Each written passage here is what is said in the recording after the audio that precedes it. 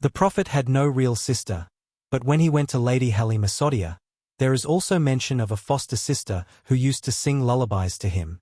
Her name was Lady Shayma. In the evening when the women were busy cooking, the sisters would take their brothers outside, each one thinking that her brother was the most beautiful in the world.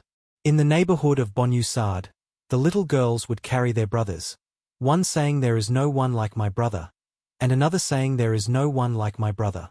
At that moment Lady Shayma would come carrying her brother Muhammad, and from afar she would say, "My brother has also arrived."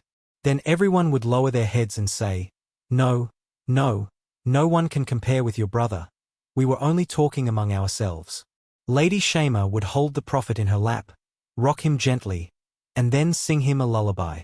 The words of that lullaby have also been recorded, and their translation is, "O our Lord, keep my brother Muhammad safe.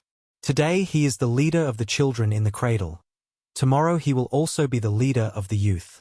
And then she would sway in joy. Then the time came when the Prophet went back to Mecca and Lady Shayma grew up. She was married into a tribe. The Prophet later declared his prophethood. 13 years passed, and he migrated to Madinah. When the battles began, the tribe into which Lady Shayma was married came into conflict with the Muslims.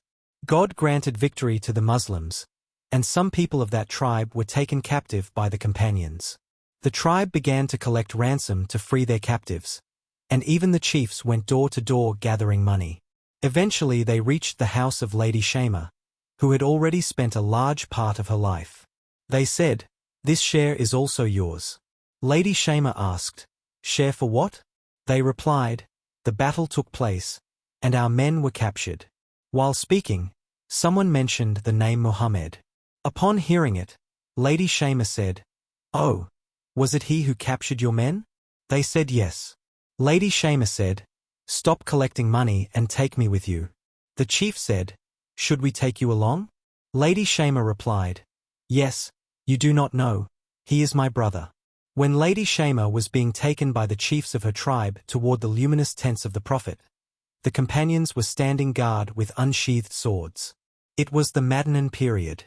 When Lady Shayma advanced with the tribal chiefs, the companions drew their swords and called out, "O village woman, stop! Do you not see that ahead lies the court of the messenger? Even Gabriel cannot advance without permission. Who are you?" Lady Shayma replied with words whose translation is, "Step aside from my path, you do not know, I am the sister of your Prophet." The swords lowered, the eyes dropped, and the way was cleared. Lady Shayma entered the luminous tent of the Prophet. He saw her and recognized her. Immediately he stood up and said, "Sister, what has brought you here?" She replied, "Your people have taken some of our men as captives. I have come to ask for their release." The Prophet said, "Sister, why did you trouble yourself? If you had only sent a message, I would have freed them. But since you came, it is good, we have met."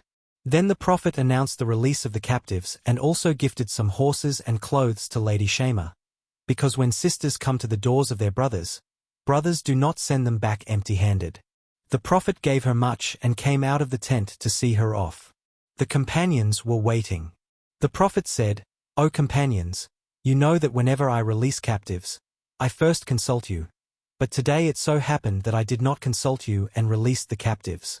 The companions asked, "O messenger, why did you not consult us? Please tell us." The Prophet replied, "Today my sister came to my door.